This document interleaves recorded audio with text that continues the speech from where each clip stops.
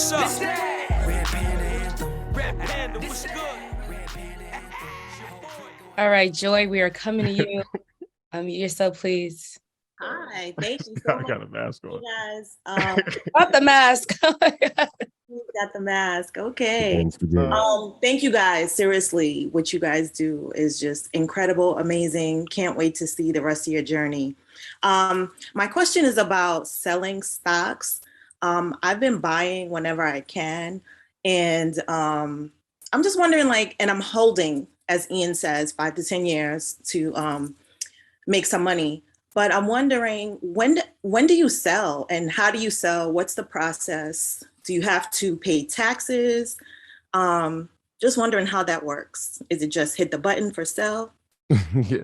I don't know. There's a couple questions there. Sorry. I think something Josh Brown said that was very interesting when during his panel, and he was talking about being in the market, and he talked about the percentages if you're in it in 5 years, right? And he talked about the percentage if you held your stock for 10 years, it was like a 90% chance of gain, and if you held it for 20 years, when he said it was 100% chance that the money is going to increase, I was like, if people don't get that, I don't know what else to say. As far as taxes, yeah, it depends on when you're buying and selling. I understand people have shares and they want to, cut down on their shares, but you have to have a plan, right? Like, is there a percentage that you're willing to leave at? Is there a max amount of shares that you want to have? And if you sell it within a year, all right, a 12-month span, yeah, it's going to be taxed at short-term capital gains. If you have it for a year and a day, like 1 year and a day, then obviously that changes the tax code to a long-term capital gains, and the percentages is a lot different. So we always encourage people to be longer-term investors. Number one, for the tax purposes, but also the longer you keep it. I mean, he said, and Josh is a guy, like, trust us, and Josh knows what he's talking about, right? And Ian says it all the time. It sounds like it's a scary proposition, like 10 years, but yeah, put the money in, hold it, and then you don't even have to worry about all the rest. Let me ask you a question. If you met Tina Knowles in 1997, and she said, I got a daughter named Beyonce, and you could have invested in her career at 21 years old, when would you want to sell your position in Beyonce? Oh, I probably wouldn't. If you want to sell a stock, that means you are not in a good company, and you need to purge it out of your portfolio. You need all hits. Beyonce, Cardi, Jay, you need all hits, Drake's, because if you have something of quality, you won't want to let it go. Right. Now, if you want to take some off, okay. But usually when we want to sell, it's because it was no good. So like a bad relationship, cut it fast, let it go. But quality, you need to hold on to forever. And Josh is right. Like, especially over a 30-year period, it's almost impossible to lose money. And I know we're like, hey, I don't want to hold for 10. I don't want to hold for 20. But if we're talking generational wealth, we have to hold for at least one generation. Are there any stocks you're thinking about selling right now because they're not good? I have AARK. That's kind of concerning me. Let it go. Okay. Kind of concerned. I won't say where I got that information from, but Put the mask on, Ian. No. Okay, we're gonna be diplomatic. Oh, diplomatic immunity too. You don't have to say where you got it from, but I will tell you, if you listen to the show and I'll say, if I don't say emphatically, this is what to invest in, let it go. Because there's a lot of people who are talking about financial information who are not financially free and who are trying to poach and pillage our community. Please be careful. And I've said it before. I think it was a coordinated attack against Kathy, but also too, when you are, please write this down, any hedge fund that is actively trading their positions in like 100 and 200 positions in a week, it is too much. And I love looking at charts. Everybody in Dream Team does. To look at 100 charts in one session is exhausting. Snipers, put yes in chat if you agree. To actually buy them and trade them, that's too much.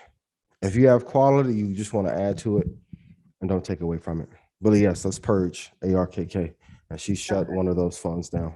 And can you transfer it, or is it more like if I wanted to buy Apple with what I have in ARK, do I just sell it and then buy more Apple? I don't know what percentage you're down, because if you've been holding it long enough, you may be down 60 or 80%. I mean, even with that, like Kathy called me. She called last you? year. She called you?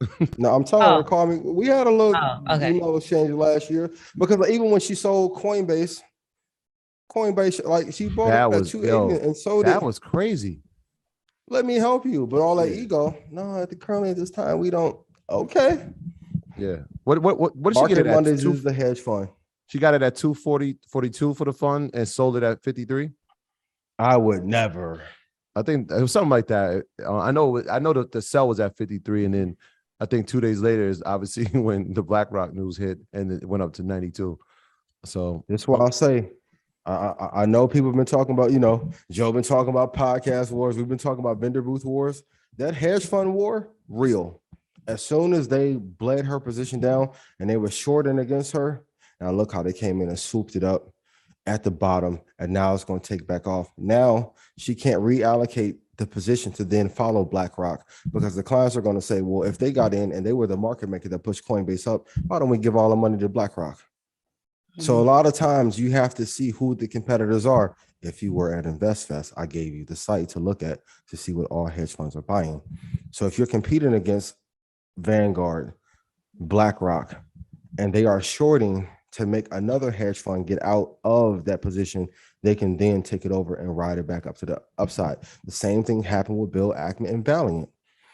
He had issues with other hedge funds. If you watch Billions, you've seen this happen.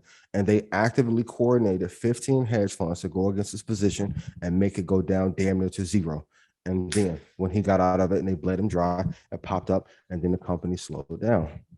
Please go research which top 5 hedge funds. Because if they imagine this, if Kathy is fighting the top 5 hedge funds in a position, who's going to win the battle? You never want a person who is doing a bunch of press to lead a fund because it's really tough to do both. Kudos to the queen. But Kathy called me. Shoot the rebellion 300-400 million. You'll be good. So just to piggyback off of Joy's question, what percentage of the income you guys make do you invest? Because life is also to be enjoyed, right? So just curious, once you reach your freedom number, how do you guys go about deciding how much you want to invest? 40 to 50%. Yeah. You 40. want to enjoy it, but here's what happens. We elevate and then we enjoy it. And then we enjoy more than we invest. I think a lot of times people like, what? Say it. My bad. Go ahead. Ian. No, because we enjoy too much. And once it's like a drinking problem or a drug problem, we say we'll do it in moderation, but anytime anyone tells me moderation, I know it's not quantifiable. So you want to make sure, because life is long.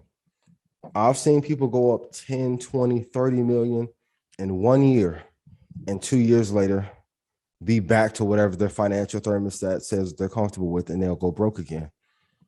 So you can spend your way, like even with 50, like Tyson's house has to be cursed. 50 bought their house for 12 million. I think Troy sold it for 3 million. Like you have to be very careful when spending money because it'll come in fast, and everybody will have a season with 4 or 5 years, you'll make money like crazy, and then you can go through a dry spell for 10 years. You have to have them. And doesn't mean I don't want you to have fun, but that's why you have to have those assets working for you, because it's not just about you. It's you, your friends, your family, grandma, mom. Right. Life is long, and every business won't always sustain itself. So a lot of times when I'm being so passionate about the information, I've seen people go through really hard boom and bust cycles. And if they would have just invested half the money they was making from their business, they could have stayed afloat 15 years. And they never did it. I think sometimes like look at all the crypto funds who bled down. And if they would have just put 20% of their money in Apple or Microsoft, they would still be alive right now. Yeah. Bitcoin was going to 100,000. No. Yeah. No. I think sometimes you have to use the eye test too. And it's not sometimes always like a set strategy. Like at least for me personally, like there was times in my life when I wasn't investing any money because I didn't have any money to invest. What can you do? I was hustling, I'm grinding, and I'm trying to, get my business off the ground, and I'm working. And then now, and like on times when it's a surplus of capital, then more money goes in. But I feel like if you have a job, it's easier to have set guidelines because it's ups and downs in entrepreneurship. Sometimes you might make money, sometimes you might not make money. So it's always good to have a goal, but you always got to adjust. It's like football. you might have to run an audible on a play, right? So it's like you could say like, all right, I'm gonna invest 10% of my money, but sometimes some months you might not be able to invest it. That's just the reality of entrepreneurship. Like it's ups and downs. It's Yeah. never going to be a straight, easy Or- road. But when you do Yeah.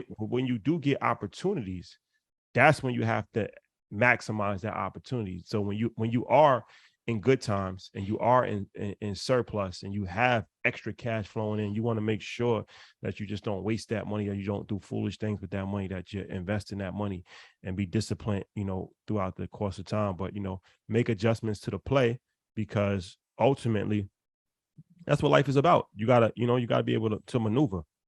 Yep. So I'm what gonna do say you this to think the people wait, sorry, I have a question. I'm sorry, Andrea. I just have a question. So I know that like right now the market's down and people don't have a lot of money, right? But also we say that this is a good time to invest, right? So how do they I figure think that saying people that don't have a lot of money is a relative thing. I out?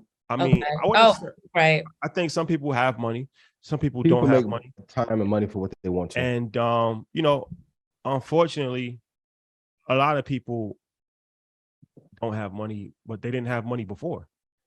Like people's didn't like it didn't drastically change for the middle class or the working class. Like nothing's really I don't drastically know. changed. Gas is up crazy, groceries. People are feeling it every week. No, I'm Can I saying be honest? if you're feeling it now, if 50 cents or 25 cents on the gas is changing the situation, you're in a bad situation last year. Like that's not going to drastically change the situation, right? Like if that's an issue, it was an issue last year. So Yeah. what I'm saying is that business is always going to be run no matter what the economic environment is. But, economic downturns affect people, but it affects the working and middle class more than the rich. But the working and middle class been broke. Like people in the neighborhood they've been in a recession. It never really left. The recession never really left. The recession only affects the rich.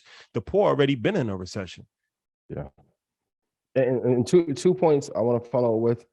I couldn't get the name, but I saw somebody in Zoom say create more opportunities. A good exercise is for you to create 10 ideas a day. If like this is what I did when I had no money, 10 ideas that can per day that will help you get out of your current situation. So a lot of times the ideas that I'm doing now are things that I wrote down in 2005 and 2006.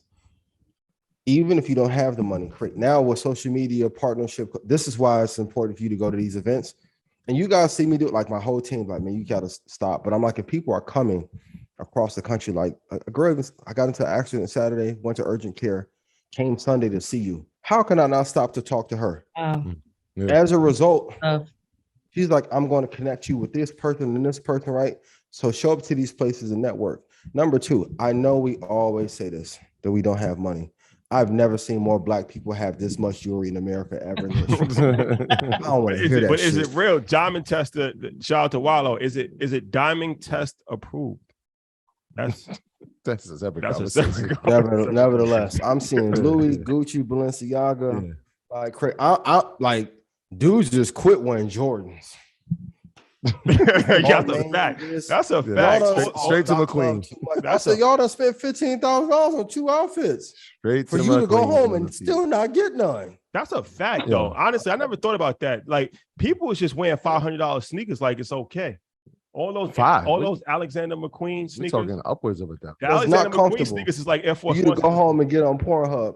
Boy, you better get that Pornhub. portfolio up. It goes in again. Hey, man, let's be real. Hey. Like we make room for what we want to make room for. that's true. Yeah, and you said something very powerful, and it brought me back to Milano. Shout out to her, Shout out to Milano. incredible entrepreneur out of Philly. Legend. You probably rocked her clothes. And I don't want to misquote it, but it was along the lines of like when you talked about writing down your goals. She said every night she wrote down her goals. So she went to sleep with a dream and woke up with a vision. Mm-hmm. Like so, every day she knew she had something to accomplish. Every night she knew she had something to dream towards. And so, like that's part of it too, man. Like you gotta have that type of discipline to say, all right, I gotta create.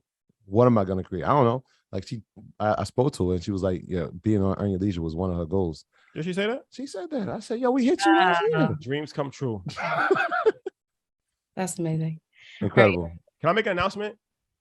Breaking news alert. All right. Come on, let's Breaking go crazy. news alert. What's the joint? We got Double put the rope. alarms in the Come on, chat. man. Alarms in the chat right now. Alarms in the chat right now. Man, get on Hold Zoom. on. I'm turning into my rapper mode right now. All right. I done did 2 performances on stage. Smoke machine. Smoke machine. Smoke machine right I told now. you the karaoke vibe.